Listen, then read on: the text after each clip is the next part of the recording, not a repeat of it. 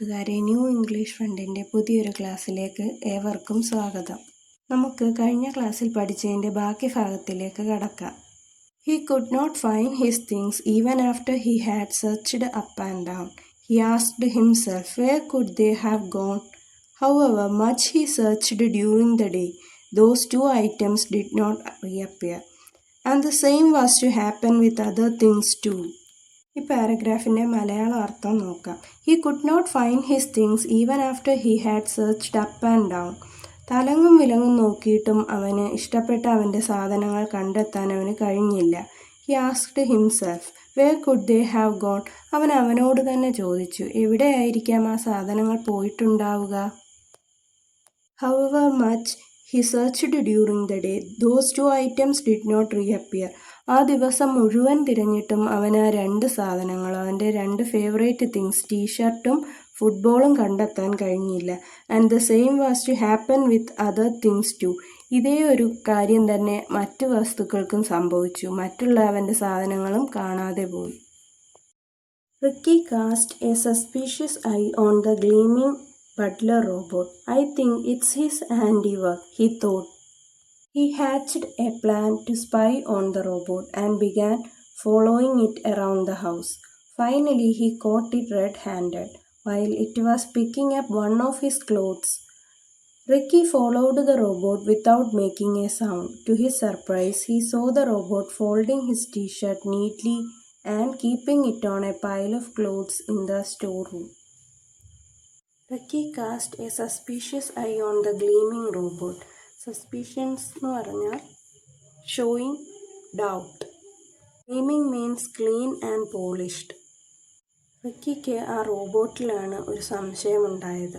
I think it's his handiwork. ഈ കാര്യങ്ങളെല്ലാം ചെയ്യുന്നത് അവനായിരിക്കാം എന്ന് റിക്കി ചിന്തിച്ചു. He hatched a plan to spy on the robot. Hatched means make a plan. Ricky ഒരു plan ഉണ്ടാക്കി.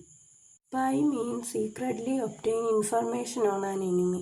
ഒരു ശത്രുവിനെക്കുറിച്ച് രഹസ്യമായി വിവരങ്ങൾ ശേഖരിക്കുന്നതിനെയാണ് സ്പൈ എന്ന് പറയുന്നത്.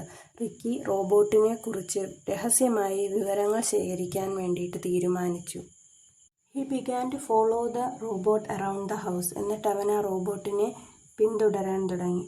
Finally he caught it red-handed. Red-handed means it is used to indicate a person has been discovered after the act of doing something wrong. തെറ്റായ ഒരു കാര്യം ചെയ്തുകൊണ്ടിരിക്കുമ്പോൾ ഒരാളെ പിടിക്കുന്നതിനെയാണ് റെഡ് ഹാൻഡഡ് എന്ന് പറയുന്നത്. Caught it red-handed while it was picking up one of his clothes. റിക്കിയുടെ ഉടുപ്പുകൾ എടുത്തുകൊണ്ടിരുന്ന സമയത്ത് Ricky ഇത് കണ്ടു. He followed the robot without making a sound. ശബ്ദമൊന്നും ഉണ്ടാക്കാതെ അവൻ റോബോട്ടിനെ ഫോളോ ചെയ്തു. To his surprise, he saw the robot folding his t-shirt neatly and keeping it on a pile of clothes in the storeroom. അവനെ അതിശയിപ്പിച്ചുകൊണ്ട് അവൻ നോക്കിയപ്പോൾ robot അവൻ്റെ T shirt വൃത്തിയായിട്ട് മടക്കുന്നു. എന്നിട്ട് അത് ഒരു സ്റ്റോർ റൂമിൽ കൊണ്ടുപോയി അടുക്കി വെച്ചിരിക്കുന്ന ഒരു കൂട്ടം ഉടുപ്പുകളുടെ മുകളിലേക്ക് ആ ടീഷർട്ടും വെക്കുന്നത് അവൻ കണ്ടു. When running to his parents, "Father, this butler robot is faulty. He has filched my things. I think they programmed him badly." Absolutely not. Father shook his head. He was an expert in robotics. He had been delighted with the new butler. It was a dream come true. But Ricky was obstinate. "I want to get rid of him." A heated argument between Ricky and his father followed. പാരഗ്രാഫിൻ്റെ എക്സ്പ്ലനേഷനിലേക്ക് പോകാം. Off he went running to his parents. "Father, this butler robot is faulty." Ricky വേഗം തന്നെ അവൻ്റെ പേരൻസിൻ്റെ അടുത്തേക്ക് ഓടിച്ചെന്നു.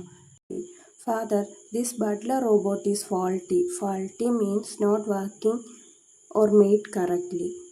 ഈ butler robot തെറ്റായിട്ടാണ് പ്രവർത്തിക്കുന്നത് എന്ന് അവൻ അച്ഛനോട് പറഞ്ഞു. "He has filched my things." Filched means stealed. അവൻ എൻ്റെ സാധനങ്ങൾ മോഷ്ടിക്കുന്നു. "I think they programmed him badly." എനിക്ക് തോന്നുന്നത് ഇവനെ അവർ തെറ്റായിട്ടാണ് പ്രോഗ്രാം ചെയ്തിരിക്കുന്നത്. "Let us send him off." അവനെ നമുക്ക് ഇപ്പോൾ തന്നെ പറഞ്ഞു വിടാം. "Absolutely not." Father shook his head. അച്ഛൻ അവനോട് പറഞ്ഞു, റോബോട്ടിനെ പറഞ്ഞു വിടില്ല. An expert in robotics. Robotics എന്ന് പറയുന്നത് റോബോട്ടിൻ്റെ നിർമ്മാണത്തെക്കുറിച്ചും റോബോട്ടുകളെക്കുറിച്ച് പഠിക്കുകയും ചെയ്യുന്നതിനുള്ള ഒരു ശാഖയാണ് റോബോട്ടിക്സ്.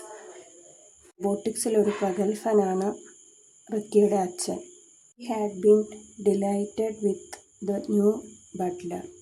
റോബോട്ടിനെ കൊണ്ടുവന്നതിൽ അച്ഛന് അതിയായ സന്തോഷമുണ്ട്. Dream come true. ഇതൊരു സ്വപ്ന സാക്ഷാത്കാരമാണ്. But Ricky was obstinate. Obstinate means refusing to change one's opinion. ഒരാൾ അയാളുടെ അഭിപ്രായം മാറ്റാൻ തയ്യാറാകാതെ നിൽക്കുന്നതിനെയാണ് ഒബ്സ്റ്റിനേറ്റ് എന്ന് പറയുന്നത്. റിക്കി അവൻ്റെ അഭിപ്രായം മാറ്റാൻ തയ്യാറായിരുന്നില്ല. I want to get rid of him. റിക്കിക്ക് എങ്ങനെയെങ്കിലും ആ റോബോട്ടിനെ ഒഴിവാക്കണം. A heated argument between Ricky and his father followed. അതിനെ തുടർന്ന് റിക്കിയും അവൻ്റെ അച്ഛനും തമ്മിലൊരു വാക്തർക്കം ഉണ്ടായി.